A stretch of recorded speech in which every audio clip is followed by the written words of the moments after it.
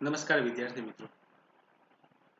કોવિડ-19ની આ મહામારી વચ્ચે દરેક વિદ્યાર્થીઓને સરળતાથી અને ઘરે બેઠા શૈક્ષણિક કાર્ય પ્રાપ્ત થાય તેવા ઉમદા હેતુસર શ્રી આર લાલન કોલેજ ભુજ દ્વારા એક ખાસ પ્રકારની ઓનલાઈન વ્યવસ્થા કરવામાં આવી છે, જેના અનુસંધાનમાં આજે આપણે BA સેમેસ્ટર 5 ઇકોનોમિક્સનું એક પેપર રિસર્ચ મેથોડોલોજી જેની ચર્ચા કરીશું. ક્રાંતિગુરુ શ્યામજી કૃષ્ણ વર્મા કચ્છ યુનિવર્સિટીના BA સેમેસ્ટર 5 ના અભ્યાસક્રમ મુજબનો આ વિડીયો રહેશે. પેપરનું નામ છે રિસર્ચ મેથોડોલોજી, સંશોધન પદ્ધતિઓ, અને આ વિષયનો પેપર કોડ છે CEEC 516A. રિસર્ચ મેથોડોલોજી સંશોધન પદ્ધતિઓના 3 યુનિટ રહેશે, જેમાંથી આપણે પ્રથમ યુનિટની અહીં ચર્ચા કરીશું. યુનિટ 1, જેનું નામ છે ઇન્ટ્રોડક્શન, પ્રસ્તાવના. આ યુનિટમાં કઈ કઈ બાબતોનો સમાવેશ કરવાનો છે અને કઈ કઈ બાબતો જોવાની છે તેની ચર્ચા કરીએ. સૌપ્રથમ તો સંશોધનનો અર્થ. સંશોધન એટલે શું? સંશોધનની લાક્ષણિકતાઓ, સંશોધનના કયા કયા હેતુઓ છે તે. ત્યારબાદ સામાજિક સર્વે અને સંશોધન વચ્ચેનો તફાવત, સર્વે અને સંશોધન વચ્ચેનો સંબંધ. આટલી બાબતો આપણે પ્રથમ યુનિટમાં જોવાની છે, પરંતુ આજના આ વિડિયો લેક્ચરમાં આપણે સંશોધનનો અર્થ, સંશોધનની લાક્ષણિકતાઓ અને સંશોધનના હેતુઓનો જ સમાવેશ કર્યો છે. હવે પછીના નેક્સ્ટ વિડીયોમાં સામાજિક સર્વે અને સંશોધન વચ્ચેનો તફાવત અને સર્વે અને સંશોધન વચ્ચેનો સંબંધ દર્શાવીશું. સૌપ્રથમ સંશોધન એટલે શું? સંશોધનને અંગ્રેજીમાં રિસર્ચ કહેવામાં આવે છે. આ શબ્દ લેટિન ભાષામાંથી ઉતરી આવ્યો છે. રિસર્ચ શબ્દને અલગ કરીએ તો રી એટલે અગેન અને સર્ચ એટલે એક્સપ્લોર. આમ રિસર્ચ અર્થાત વારંવાર શોધવું તે. Searching it again and again means research.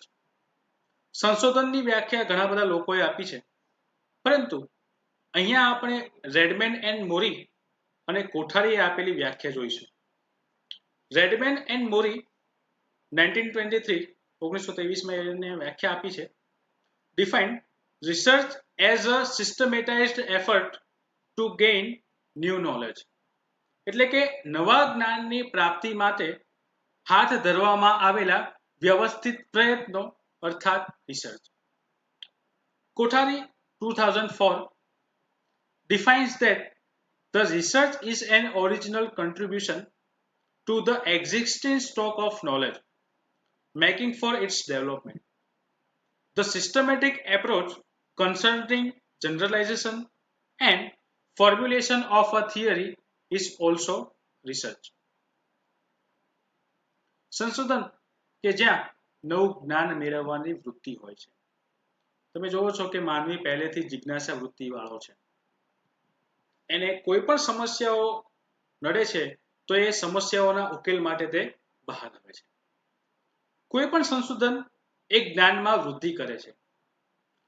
પ્રસ્થાપિત સિદ્ધાંતોની સત્યતા, એટલે કે જે પહેલાથી સિદ્ધાંતો પ્રસ્થાપિત છે તે સત્ય છે કે કેમ તેના અંગેની પુનઃ ચકાસણી કરવાની ફરજ પડે છે. તમે જોવો છો કે માનવી સામે અનેક સમસ્યાઓ છે, તો આ સમસ્યાઓના ઉકેલ સાથે માનવી જે આવે છે એ જ સંશોધન છે. માનવીની સામે આવી પડેલ સમસ્યાઓના ઉકેલ માટે માનવીની જિજ્ઞાસા વૃત્તિ તેને સંશોધન તરફ દોરે છે, જ્યાં કોઈ પણ સમસ્યાને વ્યાખ્યાયિત કે પુનઃ વ્યાખ્યાયિત કરવામાં આવે છે. તો અહીંયા પ્રશ્ન એ થાય કે સમસ્યા શું છે? સમસ્યા એટલે શું? તો સમસ્યા માટે આપણે જોઈએ, સંશોધન માટે કોઈ એક ક્ષેત્ર નક્કી કર્યા બાદ, હવે કોઈ એક ક્ષેત્રની સંશોધન સમસ્યાઓ જે છે એ આપણે લેવી છે, તો સૌપ્રથમ આપણે ક્ષેત્ર નક્કી કરવું પડશે, અને આ ક્ષેત્રમાં અનેક સમસ્યાઓ છે, તો એ બધી જ સમસ્યાઓને આપણે ધ્યાનમાં લેવાની નથી, પરંતુ કોઈ એક વિશિષ્ટ સમસ્યાનો આપણે સંશોધનમાં ઉલ્લેખ કરવાનો છે. ફરી સંશોધન માટે કોઈ એક ક્ષેત્ર નક્કી કર્યા બાદ તેમાંથી કોઈ એક વિશિષ્ટ સંશોધન સમસ્યા સંશોધન માટે સ્પષ્ટ કરવામાં આવે છે. દાખલા તરીકે હવે આપણે કચ્છની વાત કરીએ તો કચ્છ એ એક ક્ષેત્ર લીધું છે. હવે આપણે સમસ્યા નક્કી કરીએ છીએ અંતરિયાળ ગામડાઓમાં આંતરમાળખાકીય સુવિધાઓ અંગેનો એક અભ્યાસ. તમે જોવો છો કે કચ્છ એક ક્ષેત્ર નક્કી કરી નાખ્યું. અંતરિયાળ ગામડાઓમાં અનેક સમસ્યાઓ છે, તો આ બધી સમસ્યાઓને આપણે ધ્યાનમાં નથી લેવાની, પરંતુ અંતરિયાળ ગામડાઓમાં જે આંતરમાળખાકીય સુવિધાઓ છે તે જ અંગેનો અભ્યાસ આપણે કરવાનો છે. તો આ એક સંશોધન સમસ્યા થઈ. વ્યક્તિ જ્યારે સંશોધન સમસ્યા અનુભવે છે ત્યારે તેનો ઉકેલ મેળવવાનો પ્રયત્ન કરે છે. સમસ્યાના ઉકેલ માટે સંશોધન હાથ ધરવામાં આવે છે. તમે જોવો છો કે સંશોધન એક વૈજ્ઞાનિક પ્રક્રિયા છે. આપણે વૈજ્ઞાનિક પ્રક્રિયા શું કામ કહીએ છીએ, શું કામ આપણે સંશોધનને વૈજ્ઞાનિક પ્રક્રિયા કરીએ છીએ, તો એના અનુસંધાનમાં જ્યાં સમસ્યાના નિરાકરણ માટે બે કે વધુ ચલો વચ્ચે સંબંધ નક્કી કરીએ. તમે જોવો છો કે બે કે વધુ ચલો હોવા અનિવાર્ય છે. દાખલા તરીકે કિંમત અને માંગ, તો આ બે ચલો છે અને એ બે ચલો વચ્ચેનો સંબંધ આપણે નક્કી કરીએ છીએ. પરિકલ્પનાઓની રચના કરીએ છીએ. પરિકલ્પના કે જેને આપણે હાઇપોથેસિસ કહીએ છીએ, ક્યાંક ક્યાંક કલ્પનાઓ પણ કહેવામાં આવે છે. આ પરિકલ્પનાઓ શું છે, તો કે સંભવિત જે તારણો આપણને પ્રાપ્ત થવાના છે એના વિશેના અનુમાન. પરિકલ્પનાઓ સંશોધનને અંતે સાચી પણ સાબિત થાય અને ખોટી પણ સાબિત થઈ શકે છે. તો આ સંશોધન એક વૈજ્ઞાનિક પ્રક્રિયા હોવાનું કારણ શું છે, તો કે પહેલું, બે ચલો વચ્ચે આપણે સંબંધો નક્કી કરીએ છીએ, પરિકલ્પનાની રચના કરીએ છીએ, પરિકલ્પનાને આપણે ટેસ્ટ પણ કરવાનું છે, માહિતીજન્ય પુરાવાનું એકત્રીકરણ આપણે ડેટા કલેક્શન કરીએ છીએ, માહિતીનું પૃથ્થકરણ, ડેટા એનાલિસિસ અને તેનું અર્થઘટન કરીએ છીએ, અને ત્યારબાદ આપણે કન્ક્લુઝન પર આવીએ છીએ, છેલ્લે તારણો પર આવીએ છીએ. તો આ બધી પ્રક્રિયાઓ હોવાના કારણે સંશોધન એક વૈજ્ઞાનિક પ્રક્રિયા છે. સંશોધનની કઈ કઈ લાક્ષણિકતાઓ છે જેની ઉપર વાત કરીએ. પ્રથમ લાક્ષણિકતા, સંશોધન વણ ઉકેલી સમસ્યાઓના ઉકેલ માટે હાથ ધરવામાં આવેલ પ્રયત્ન છે. જ્યાં સંશોધન દ્વારા સમસ્યાઓનું નિરાકરણ થાય તેવા વ્યવહારિક તારણો મેળવવામાં આવે છે. જે કેટલીક સમસ્યાઓ વણઉકેલી છે એ સમસ્યાઓના ઉકેલ માટે સંશોધન હાથ ધરવામાં આવે છે અને એ સમસ્યાઓ કઈ રીતે ઉકેલાશે તેના માટેના કેટલાક આપણે તારણો આપણા સંશોધનમાં દર્શાવીએ છીએ. આગળ કીધું તું એમ સંશોધનમાં મુખ્યત્વે બે ચલો વચ્ચેના કાર્યકારણ સંબંધને શોધવાનો પ્રયાસ કરવામાં આવે છે. દાખલા તરીકે આપણે જોઈએ વ્યક્તિગત આવક અને ખર્ચ વચ્ચેનો કાર્યકારણનો સંબંધ. અહીંયા બે ચલો કોણ કોણ છે, કયા કયા છે? પહેલું આવક, એક ચલ થયો, બીજું ખર્ચ, બીજો ચલ થયો. તો આવક અને ખર્ચ વચ્ચે કોઈ કાર્યકારણનો સંબંધ છે કે કેમ? તમને ખ્યાલ છે મિત્રો કે જેમ જેમ આવક વધે છે તેમ તેમ ખર્ચ પણ વધે છે. તો જેટલા પ્રમાણમાં આવક વધે છે શું તેટલા જ પ્રમાણમાં ખર્ચ વધે છે? જો એ શોધવાનો પ્રયત્ન કરીએ તો એ સંશોધનમાં આપણે બે ચલો વચ્ચેનો કાર્યકારણનો સંબંધ તપાસીએ છીએ એવું કહેવાય. સંશોધન નાના પાયે હાથ ધરવામાં આવે છે, પરંતુ પ્રતિનિધિરૂપ નમૂના અંગેના તારણો સમગ્ર વ્યાપ વિશ્વને લાગુ પાડી શકાય. હવે આપણે કોઈ એક વ્યક્તિના બ્લડ ગ્રુપને ચકાસવું છે તો વ્યક્તિના શરીરમાં જેટલું બ્લડ જે છે એ સમગ્ર વ્યાપ વિશ્વ થયું. તો આપણે જો બ્લડ ગ્રુપની ચકાસણી કરવી હોય તો એ બધા જ બ્લડને આપણે લેવાની જરૂર નથી, પણ આપણે થોડો નમૂનો લઈએ છીએ અને એ નમૂનાના અંતે આપણે તારણ કાઢીએ છીએ. માનો કે એ વ્યક્તિનું બ્લડ જે છે એ AB પોઝિટિવ છે. નમૂનાના આધારે આપણે કીધું કે એ વ્યક્તિનું બ્લડ જે છે એ AB પોઝિટિવ છે. તો આ AB પોઝિટિવ બ્લડ ગ્રુપ જે છે એ સમગ્ર વ્યાપ વિશ્વને એટલે કે વ્યક્તિના શરીરમાં રહેલા સમગ્ર લોહીને પણ લાગુ પડે છે. તમે જોવો છો કે તમારા માતા કે બહેન જે છે એ રસોડામાં જ્યારે ભાત મૂકે છે તો ભાત ચડી ગયા છે કે કેમ, તો એ જોવા માટે નમૂનો લે છે, નહીં કે બધા ભાતને એ લોકો ટેસ્ટ કરે છે. તો બધો ભાત ચડી ગયો છે કે કેમ એ જોવા માટે આપણે નમૂનો લઈએ છીએ, અને નમૂનાના તારણો પરથી આપણે કહીએ છીએ કે હા, ભાત ચડી ગયો છે. એટલે સંશોધન નાના પાયે હાથ ધરવામાં આવે છે. સમગ્ર વ્યાપ વિશ્વમાંથી આપણે કેટલાક નમૂના લઈએ છીએ અને આ નમૂનામાંથી આપણે તારણો બહાર પાડીએ છીએ.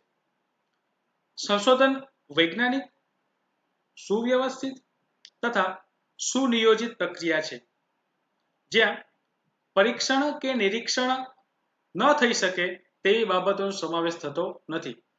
જેનું પરીક્ષણ ન થઈ શકે, જેનું નિરીક્ષણ ન થઈ શકે એવી બાબતોનો સંશોધનમાં આપણે સમાવેશ કરતા નથી.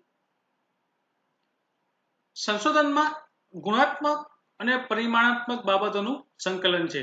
એટલે કેટલીક માહિતી આંકડાકીય ફોર્મમાં તમને મળશે અને કેટલીક માહિતી તમને આંકડાકીય ફોર્મમાં નહીં મળે.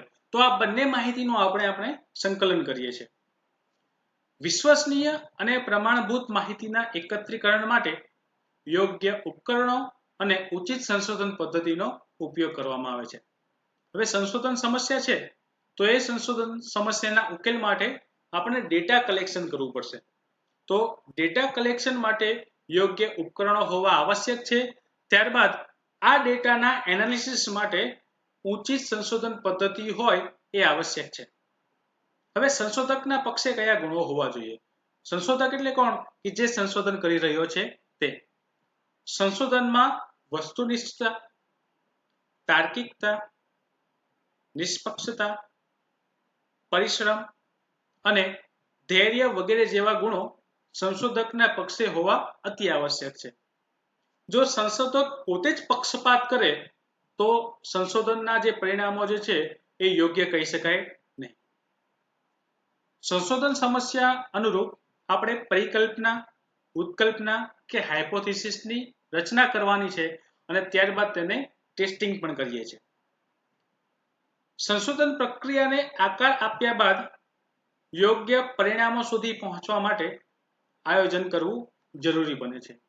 સૌપ્રથમ આપણે સંશોધન સમસ્યાને ઓળખી, આ સમસ્યાના નિરાકરણ માટે આપણે માહિતી એકત્રીકરણ કર્યું. માહિતી એકત્રીકરણ યોગ્ય ઉપકરણો દ્વારા કર્યું. ત્યારબાદ આ માહિતીને એનાલાઇઝ કરી. આ માહિતીને એનાલાઇઝ કર્યા બાદ જે કંઈ પરિણામો છે એ પરિણામો સુધી પહોંચવા માટેનું વ્યવસ્થિત આયોજન અતિ આવશ્યક છે. છેલ્લે સંશોધન એ સતત અને સ્વાભાવિક પ્રક્રિયા છે. સંશોધન તમે કરો છો ત્યાંથી પૂરું નથી થઈ જતું, પરંતુ એના પછી પણ હવે માનો કે કચ્છના અંતરિયાળ ગામડાઓમાં આંતરમાળખાકીય સુવિધાઓ કેવી છે એ આપણે સંશોધન સમસ્યા છે. પરંતુ સંશોધન અહીંયાથી અટકી જતું નથી. કોઈ સંશોધક ગુજરાતના અંતરિયાળ ગામડાઓમાં આંતરમાળખાકીય સુવિધાઓ કેવી છે એ અંગે પણ સંશોધન કરી શકે છે. એટલે કે સંશોધન ક્યારેય અટકતું નથી, સંશોધન સતત છે અને તે એક સ્વાભાવિક પ્રક્રિયા પણ છે.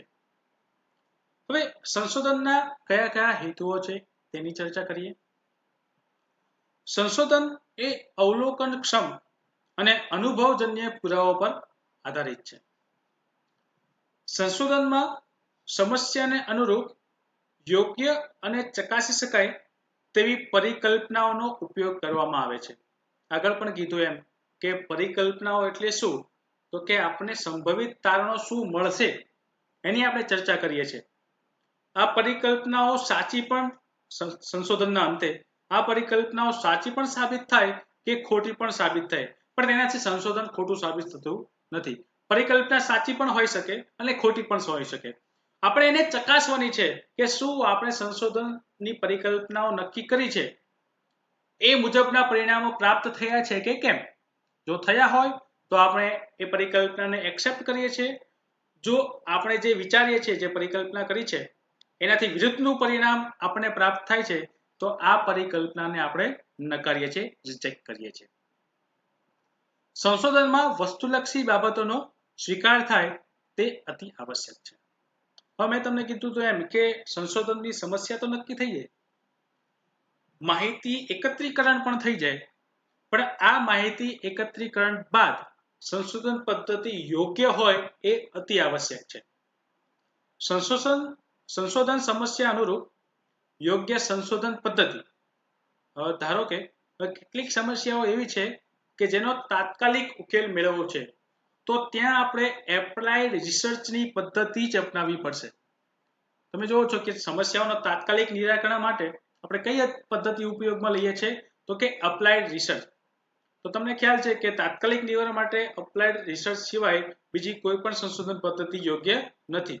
તો સંશોધન સમસ્યા અનુરૂપ યોગ્ય સંશોધન પદ્ધતિ અને તેમાં પરિવર્તનના અવકાશો. સંશોધન તાર્કિક નિયમોને આધીન હોય છે. સંશોધનનો મુખ્ય હેતુ શું છે? તો કે સંશોધનનો મુખ્ય હેતુ મહત્વના ચલોને શોધી નવીન વૈજ્ઞાનિક સિદ્ધાંતોની રચના કરવાનો છે. એટલે કે બે કે વધુ ચલો વચ્ચે શું સંબંધ છે ને એ સંબંધ દ્વારા આપણે નવીન વૈજ્ઞાનિક સિદ્ધાંતોની રચના કરીએ છીએ. અંતિમ સત્યનું પ્રતિસ્થાપન એ સંશોધનનું લક્ષ્ય ગણાવી શકાય. હવે સંશોધન કરીએ છીએ ત્યારે સંશોધનના જે કંઈ પરિણામો આવે છે એ વાસ્તવિક પરિસ્થિતિ સાથે મેળ ખાતા હોય એ અતિ આવશ્યક છે. આમ અંતિમ સત્યનું પ્રતિસ્થાપન એ સંશોધનનું લક્ષ્ય ગણાવી શકાય. જ્યારે તમે સંશોધન હાથ ધરો છો ત્યારે કેટલા સ્ટેપ તમારે જરૂરી છે તેની આપણે ચર્ચા કરીએ. સંશોધનના સોપાનો એટલે કે સંશોધનની તબક્કાવાર વૈજ્ઞાનિક પ્રક્રિયા. તો સંશોધન તમારે હાથ ધરવું છે તો પહેલી કઈ બાબત જે મહત્વની છે તે સમસ્યાની ઉત્પત્તિ તથા સમસ્યાની પસંદગી કે સમસ્યા કથન. પહેલા આપણે જોઈએ છે કે કઈ સમસ્યા છે, ત્યારબાદ સંશોધનના હેતુઓ કયા કયા છે, સમસ્યા સંબંધી સામગ્રીનું સંકલન, ત્યારબાદ સંશોધન વિષયને અનુરૂપ પરીક્ષણ કરી શકાય તેવી પરિકલ્પના હાઇપોથેસિસની રચના, માહિતીનું એકત્રીકરણ આપણે ડેટા કલેક્શન કરી લીધું, ત્યારબાદ તેનું વિશ્લેષણ એ સરળ આંકડાકીય પદ્ધતિ દ્વારા પણ થઈ શકે અને આજે SPSS, R વગેરે જે કોમ્પ્યુટર સોફ્ટવેર છે તેના દ્વારા પણ થઈ શકે. તો માહિતીને એકત્રિત કરી તેનું આપણે વિશ્લેષણ કરવું પડશે.